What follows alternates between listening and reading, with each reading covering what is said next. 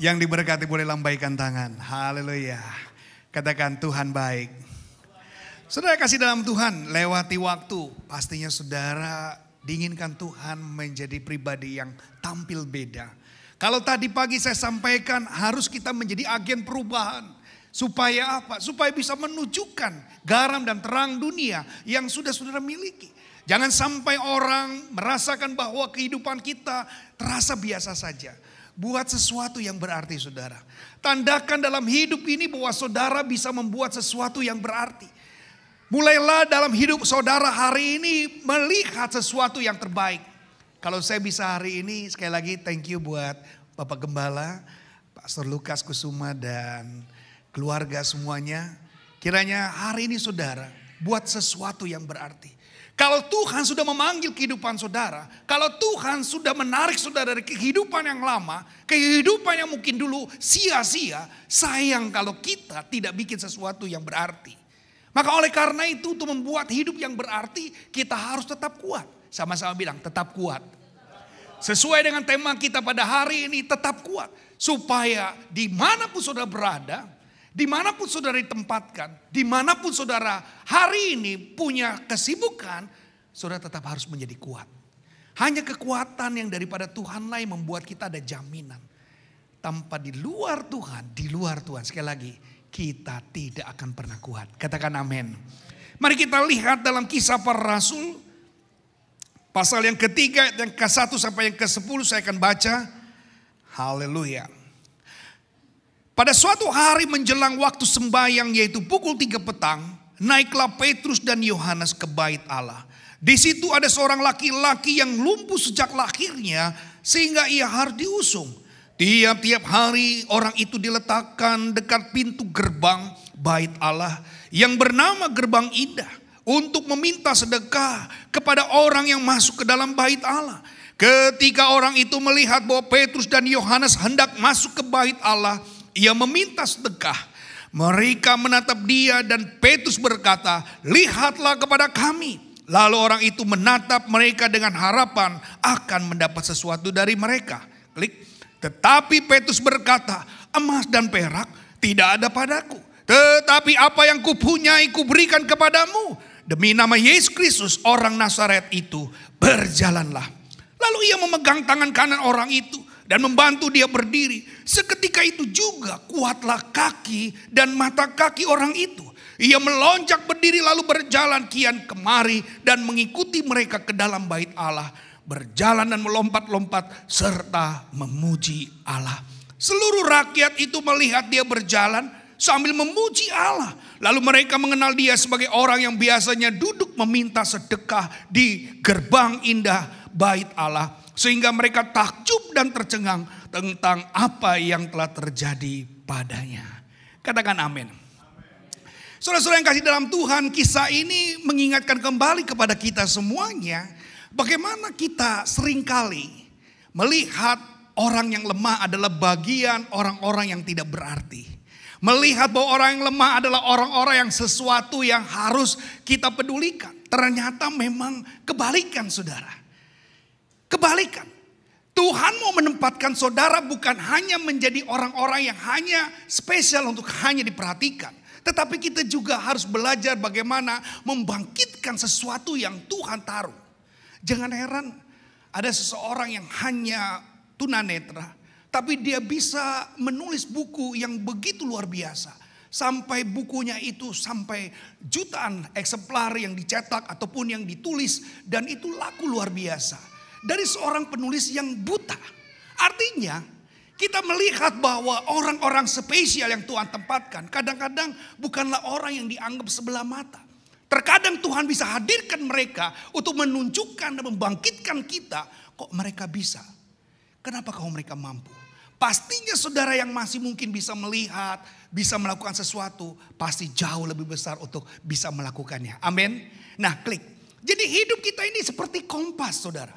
Sadar tidak sadar kita sebagai orang Kristen sudah masuk dalam perhitungan. Bilang kiri kanan, kamu sudah dalam perhitungan loh. Kita ini sudah ada dalam perhitungan bahwa kehidupan kita harus menjadi contoh. Dan jangan heran kalau kita jadi orang Kristen dikatakan, kok orang Kristen kayak gitu? Kok orang Kristen seperti itu ya? Dan saudara jangan merasa minder ketika ada penekanan bahwa orang Kristen tuh harus menunjukkan sesuatu.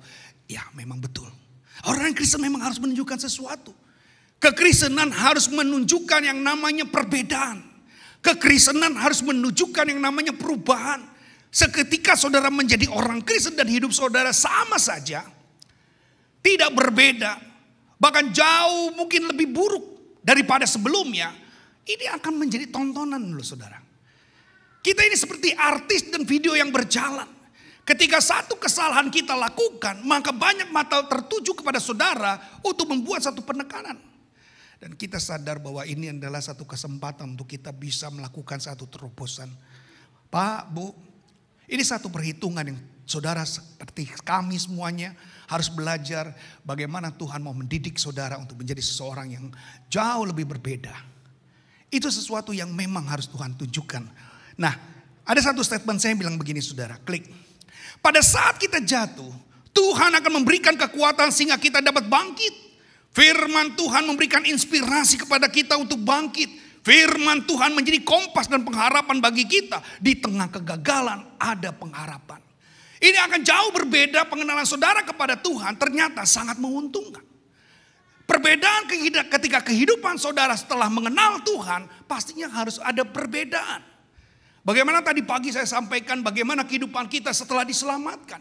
Bagaimana kehidupan kita setelah melangkah, setelah mengalami penebusan. Dan bagaimana juga kehidupan kita setelah mengalami pembebasan.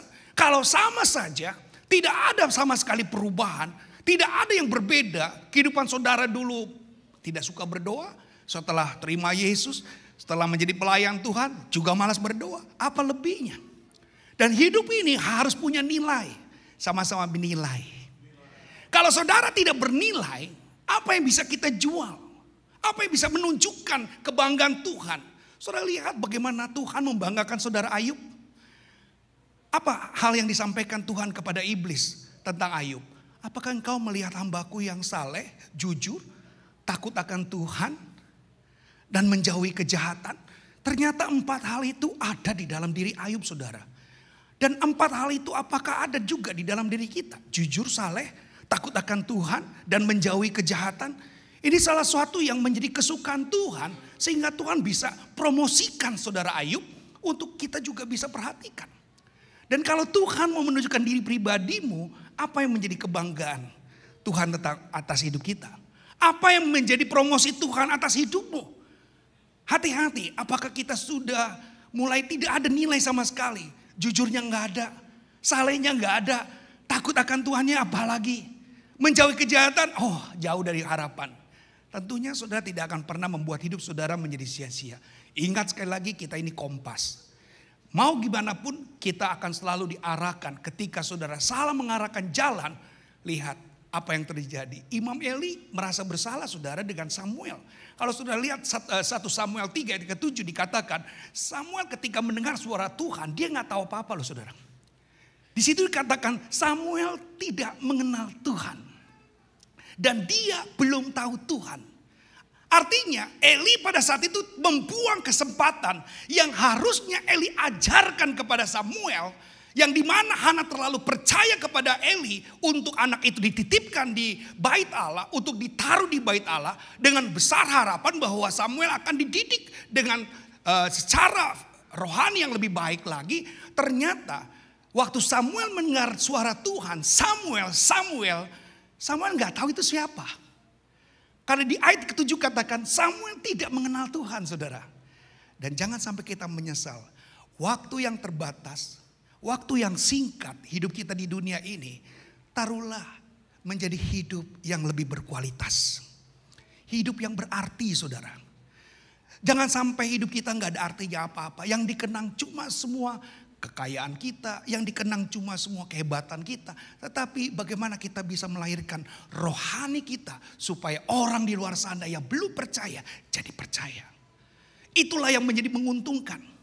Kalau sudah lihat kehidupan saya jadi hamba Tuhan ini belum lama, baru 2001 saudara. Artinya walaupun saya memang anak pendeta, papi saya pendeta, opa oma saya pendeta, kongco saya juga pendeta.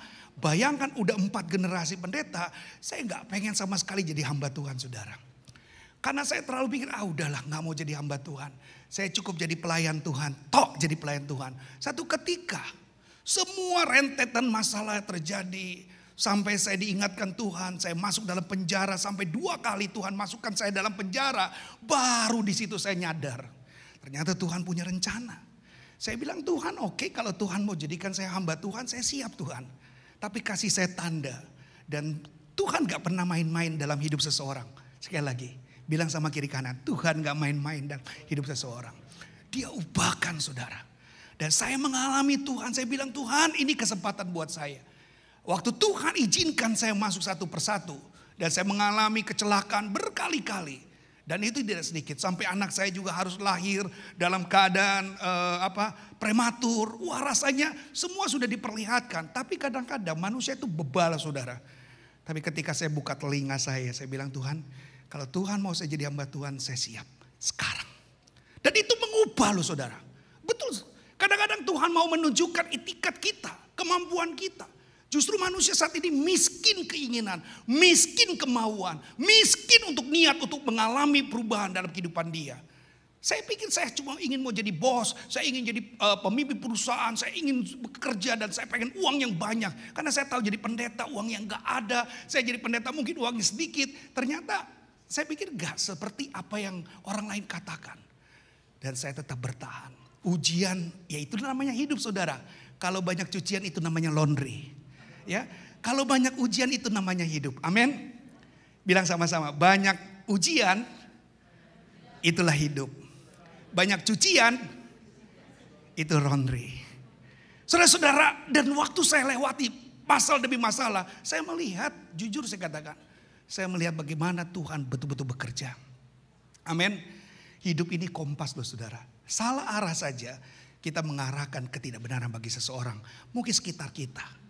Jangan sampai kita menjadi kompas yang salah. Nah, apa saja yang membuat kegagalan kehidupan seseorang? Yang pertama, kegagalan kita adalah keliru mengartikan hidup. Tadi saya katakan, pikir dengan orang yang lumpuh, mereka orang yang tidak berdaya. Pikir orang yang lumpuh adalah orang yang perlu dikasihani. Ternyata kita terbalik saudara. Hidup ini bukan untuk hanya sekedar lihat Tuhan datang ke dalam dunia. Aku bukan untuk dilayani, tapi aku datang untuk melayani. Amin. Cara Tuhan, cara pandangnya memang jauh berbeda dengan manusia. Seringkali kita merasa, saya yang perlu dikasihani.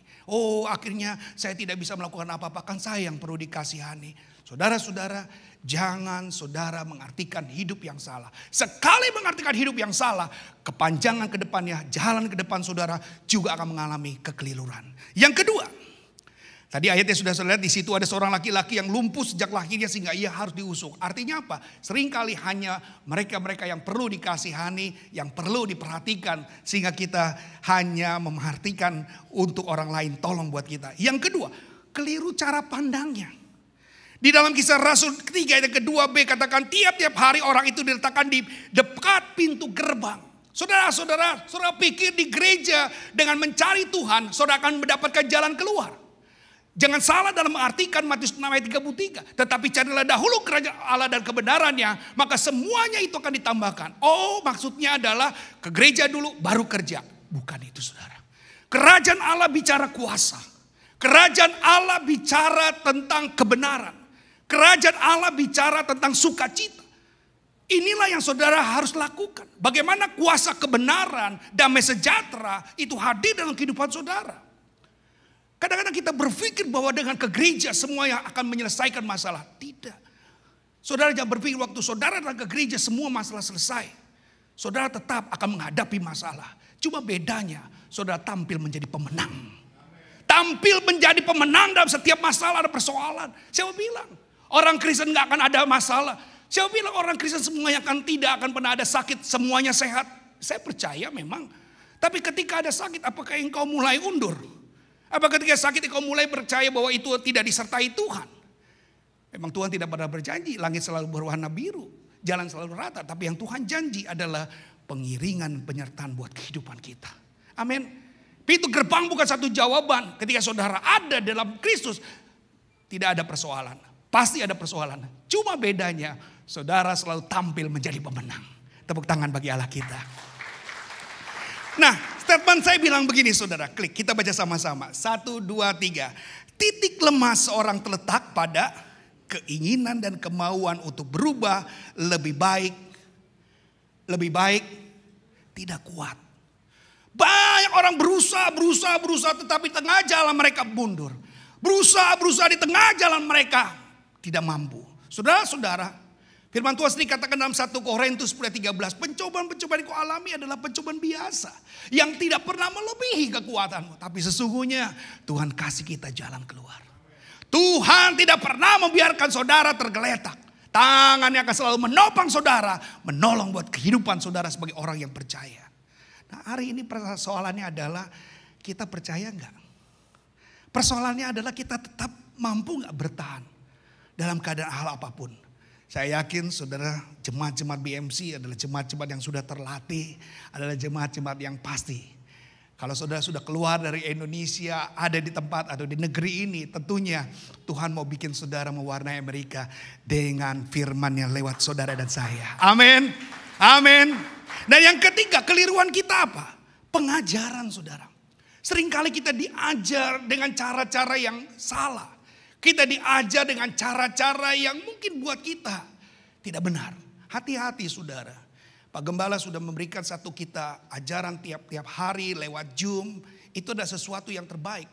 Jangan sana saudara, seringkali kalau di Jakarta terlalu banyak channel comot sana comot sini sehingga pengajarannya jadi kacau saudara. Di sini dikatakan apa? Untuk meminta sedekah kepada orang yang masuk ke dalam bait Allah. Pikir kita, kalau kita sudah datang kepada Tuhan, gak akan ada susah. Datang kepada Tuhan gak akan ada datang yang namanya kesulitan. Saudara-saudara, lagi-lagi saya katakan Tuhan adalah Allah yang menyertai. Saudara-saudara pasti akan menghadapi persoalan, pasti. Saudara akan menghadapi masalah, iya pasti. Saudara akan menghadapi tantangan, iya. Tetapi yang menjadikan kita berbeda adalah kita percaya untuk kita tetap beriman kepada Tuhan. Itu yang paling penting. Dan saudara-saudara, yang keempat, kegagalan kita adalah keliru dalam menaruh harap. Dan inilah yang seringkali mempengaruhi kita. Kenapa kita nggak jadi kuat saudara? Karena pengajarannya. Karena keliru dalam pengharapannya. Keliru dalam hal-hal yang mungkin kita harap itu adalah sesuatu yang esensial. Sehingga itu yang memudahkan kita. Ternyata tidak saudara. Kisah Rasul 3:3 katakan, ketika orang itu melihat bahwa Petrus dan Yohanes hendak masuk ke bait Allah, ia meminta sedekah. Saudara-saudara, saya yakin saudara hari ini ada, Tuhan tempatkan pastinya jauh lebih beruntung daripada orang yang di luar sana. Artinya kesempatan kita untuk bisa mengajar dan mendidik. Supaya apa? Supaya ingat, pengharapan yang sejati adalah pengharapan hanya kepada Kristus. Di Jakarta mencoba pindah di Bekasi karena di Bekasi banyak harapan indah, harapan maju, harapan jaya. Dan bukan berarti mereka selalu punya pengharapan. Karena saya boleh kasih tahu, saudara gak usah rame-rame pindah ke Bekasi. Saudara cukup punya pengharapan satu, hanya pengharapan kepada Yesus. Itulah yang paling baik, itulah yang paling benar. Mari kita melatih diri kita supaya hanya mengandalkan Yesus saja sebagai penolong yang sejati buat kehidupan kita. Jadi apa yang kita harus lakukan? Klik. Takut, khawatir, minder, malas, bimbang ataupun posesif, saudara tinggalkan saudara. Sama-sama bilang tinggalkan. Kalau saudara berlama-lama, sekarang saya tanya, boleh gak sih kita khawatir? Halo, boleh gak kita khawatir? Yang tidak boleh adalah hidup dalam kekhawatiran. Boleh gak kita takut? Boleh saja. Tapi yang tidak boleh adalah hidup selalu dalam ketakutan. Saya berharap bahwa saudara adalah orang-orang yang percaya. Tunjukkan sekali lagi. Orang ingat melihat kita adalah hasilnya. 85% orang Kristen baru karena melihat orang Kristen lama. Kalau orang Kristen lama tidak pernah mau menunjukkan sesuatu yang bermutu, berkualitas, bagaimana kita bisa mengajak orang lain? Bagaimana kita bisa membawa orang lain datang kepada Tuhan? Bagaimana kita bisa menuntut orang lain datang kepada Kristus untuk percaya? Kalau kehidupan kita tidak pernah menjadi keteladanan. Hidup kita tidak pernah menjadi kompas yang baik. Hidup kita gak pernah jadi contoh yang baik. Bahkan bikin nama Tuhan tidak membaik. Ini satu hal yang harus kita pertanggungjawabkan saudara. Bagaimana cara hidup kita, itulah yang menjadi penilaian Tuhan. Maka semua ini yang tadi saya gambarkan harus kita tinggalkan. Sama-sama tinggalkan. Filipi 4 ayat 13 kita baca sama-sama dengan suara yang nyaring. 1, 2, 3. Segala perkara dapat kutanggung di dalam Dia yang memberi kekuatan kepadaku. Kepada umat di Filipi, Rasul Paulus mengajarkan agar menyerahkan semua perkara kepada Tuhan. Biarkanlah dengan kekuatan yang maha besar, Tuhan, ingat, ayatnya kita tahu, firmannya kita tahu, sering diucapkan, yes, tapi kenapa kok kita seringkali tidak kuat? Seringkali badai justru meruntuhkan kehidupan saudara. Justru masalah yang seringkali kita merasa, aduh habislah hidup saya. Saudara-saudara, sekali lagi saya katakan, mari mencoba dengan kekuatan. Seseorang yang kita kenal adalah seseorang yang pasti punya kekuatan yang mental yang kuat. Pasti. Tokoh-tokoh baik dunia yang sudah mengandalkan Tuhan sudah terbukti. Ayub sendiri sudah mengandalkan Tuhan sudah terbukti. Dan bagaimana juga Abraham mengandalkan Tuhan sudah terbukti. Yusuf yang mengandalkan Tuhan sudah terbukti. Kita sebenarnya tidak kekurangan pengajaran, saudara. Kita tidak kekurangan yang namanya contoh kehidupan para tokoh-tokoh Alkitab. Kita tidak kekurangan. Cuma prakteknya yang saat ini kita tidak bisa lakukan. Kita tidak kekurangan contoh, saudara. Kita tidak kekurangan tokoh-tokoh Alkitab yang hebat. Tidak. Hanya kita kenapa pada prakteknya seringkali kita melemah. Seringkali pada prakteknya kita tidak sesuai dengan apa yang kita inginkan. Saudara-saudara, ini yang paling penting untuk kita lakukan. Nah, klik. Jika kita melakukan konsep yang salah, nah ini yang saya boleh sampaikan. Kita tidak akan pernah berhasil. Lagi-lagi, kita nggak boleh dalam konsep yang salah. Tetapi ketika kita melakukan konsep yang benar, keberhasilan, saudara-saudara, ternyata ini loh masalahnya. Lagi-lagi ternyata kalau kita punya konsep yang salah, pasti kita juga akan salah. Kalau kita beli ikan, kepala atau buntut yang kita periksa. Gak pernah beli ikan, saudara. Pernah beli ikan, kepala. Kalau saudara lihat kepalanya bagus, yakin gak belakangnya juga ikut bagus? Ya, sebenarnya mulai dari sesuatu yang kita mulai, saudara. Langkah depan kita, langkah awal kita. Kalau saudara sertakan Yesus, percaya dengan Yesus sesungguhnya, pasti Tuhan tidak akan pernah membiarkan saudara. Roma 10 ayat 11 katakan orang yang percaya tidak akan pernah dipermalukan. Orang percaya tidak akan pernah dipermalukan. Benar. Kalau saudara yakin dengan apa yang Tuhan sampaikan, Tuhan berikan buat kehidupan saudara. Saudara gak ragu kok. Karena hidup kita bukan dalam tangan kita, tapi hidup kita ada dalam tangan Tuhan. Nah, ini gambar yang menarik sekali, saudara. Klik. Langkah yang benar untuk mengalami kebaikan Tuhan adalah segera merubah paradigma kita. Jangan ikuti apa kata orang, ikuti apa kata Tuhan. Saya yakin kalau saudara mulai sebelumnya mungkin kalau di Indonesia percaya dengan yang namanya paranormal, ya sudah percaya dengan yang namanya alternatif, tinggalkan saudara. Percaya bahwa Tuhan satu-satunya yang selalu memberi harapan yang pasti. Harapan yang pasti. Nah, klik. Apa hal-hal yang membuat saudara bertambah kuat? Mungkin pertanyaan Pak Yoel, bagaimana jadinya kalau saya untuk tetap kuat di saat ini? Klik. Percaya saudara harus tepat. Amin. Jangan sampai kita tidak tepat. Kita seringkali percayanya itu membuat sebuah keraguan.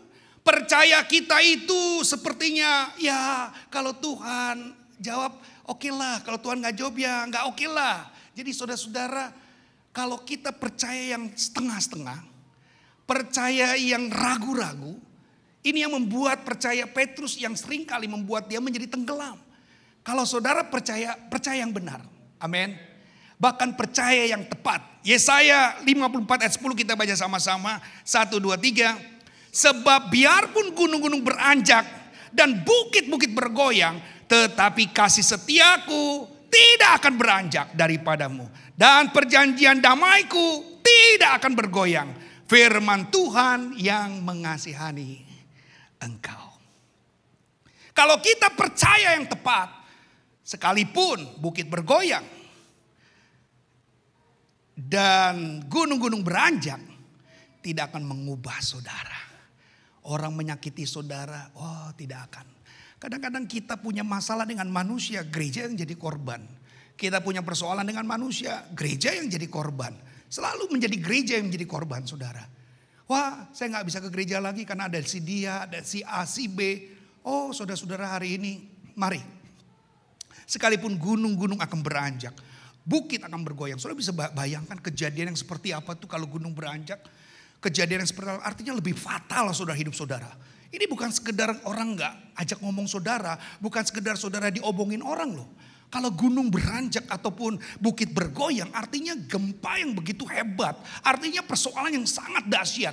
Yang melumpuhkan mungkin kehidupan kita. Tapi di sini katakan kasih kita sama Tuhan gak akan pernah beranjak ataupun bergoyang. Amin. Amin.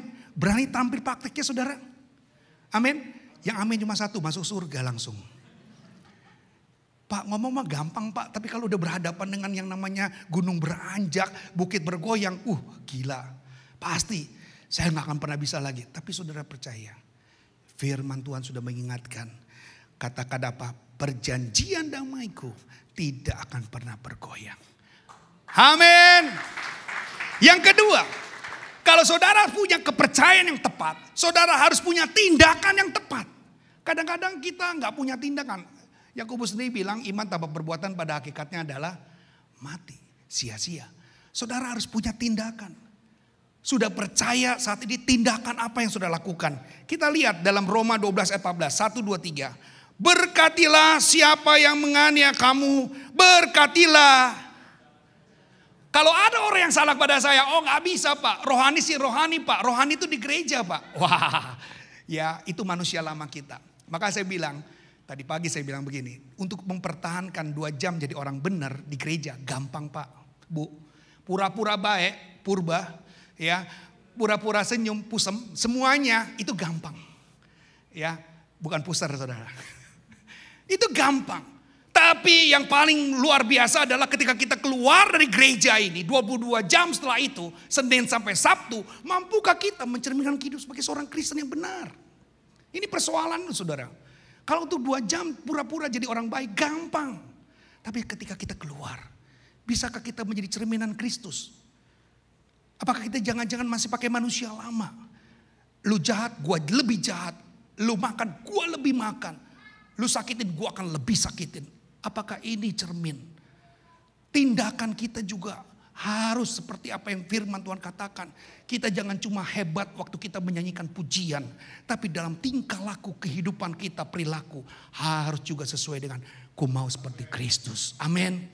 Tidak membalas orang yang jahat dengan kita. Ya, ketika kita disakiti, bukan kita mencoba bagaimana membuat satu skenario untuk lebih jahat. Tidak, kita bisa mengampuni Pak. Ada orang yang mungkin ngomongin kita, gak apa-apa Pak, biarkan dia ngomongin kita di belakang. Kalau ada orang ngomongin kita di belakang, artinya kita sudah ada di depan dia. Amin, amin. Hari ini prakteknya harus penting saudara. Kenapa? Seringkali kita gak kuat. Udah percayanya tepat, tapi tindakannya gak ada. Kalau sama Tuhan, malaikat aja kalah. Kalau sudah ketemu Tuhan di gereja, malaikat aja kalah.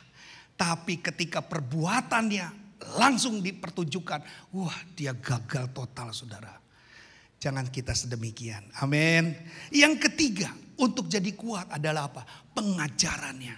BMC lewat gembala sidang saudara, Pastor Lukas Kusuma, sudah memberikan pengajaran demi pengajaran. Saya mengikuti apa yang memang beliau ajarkan. Ada tentang ini, ada tentang itu. Saya sama, walaupun kita jauh, tapi dekat di mata saudara. Amin. Ya, jauh di mata tapi dekat di hati. Jadi saya percaya waktu saudara dibimbing, karena tahu ketika saudara ditanam di tempat yang salah, ya sama seperti ini deh. Saudara tanam bunga, ini pohon asli. Besok hari ini kita taruh di sini, besok kita pindahin potnya, pindahin lagi potnya. Dia bertumbuh baik gak? Tidak. Sama seperti kita. Kalau kita pindah, ntar dengar, pengajaran kita jadi gagal.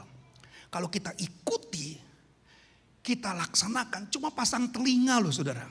Dan itu terlalu sulit. Tapi ini yang paling penting. Ketika pengajaran kita gak benar, kita sih tahu firman tapi gak tahu tuh firman tuh buat siapa. Tapi kalau firman yang kita tahu benar buat saudara, dan memang seluruhnya firman itu memang buat saudara, saudara akan jalan dan saudara akan menjadi kuat. Yang menunjukkan saudara menjadi kuat adalah ketika pengajaran saudara ke gereja mah ke gereja, rajin mah rajin, tapi firman Tuhan nothing. Banyak saudara, bukan cuma di sini, tapi di Jakarta banyak orang yang sedemikian.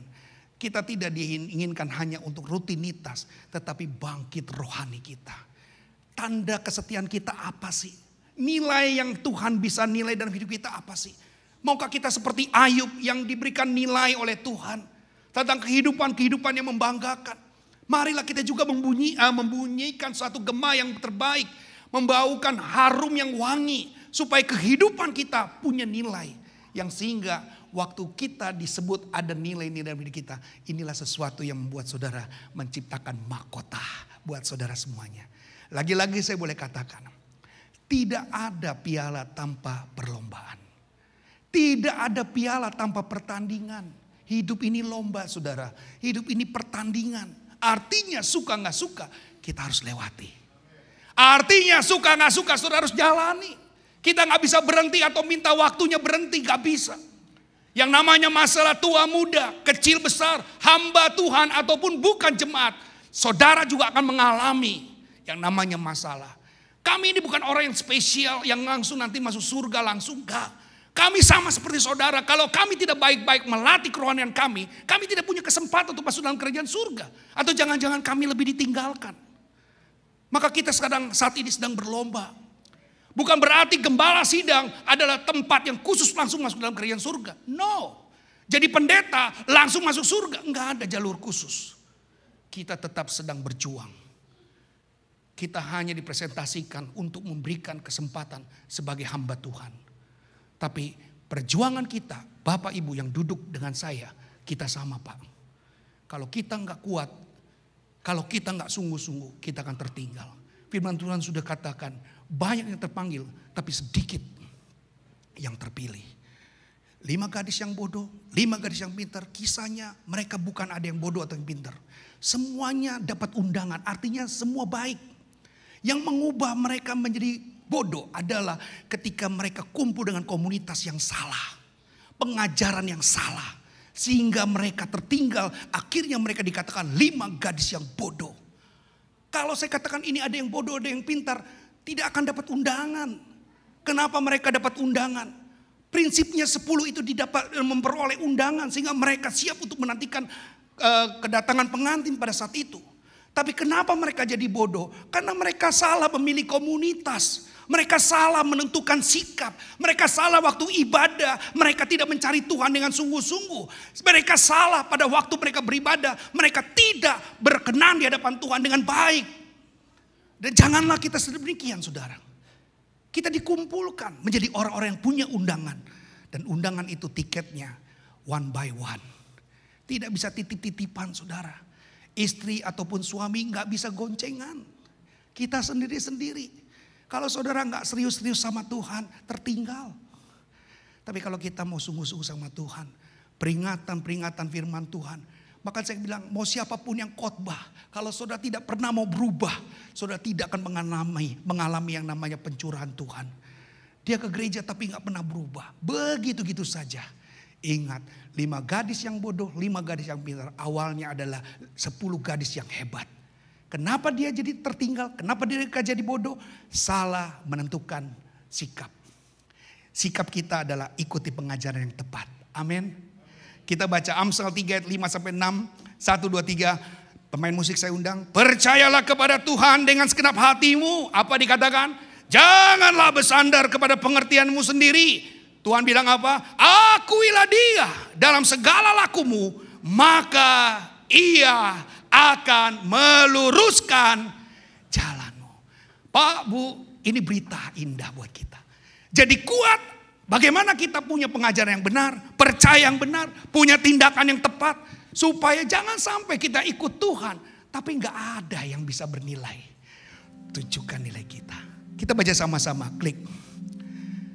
Orang yang lumpuh mengalami perubahan paradigma. Sama-sama 1, 2, 3. Berawal andalkan manusia, menjadi berharap dengan Tuhan. Ketika kita berharap dengan Tuhan, maka kita akan menemukan kasih dan kuasa Tuhan. Seketika kita mengerti langkah yang salah dan melakukan langkah yang benar, maka apa dikatakan? Kuasa Allah dan anugerah Allah siap dicurahkan atas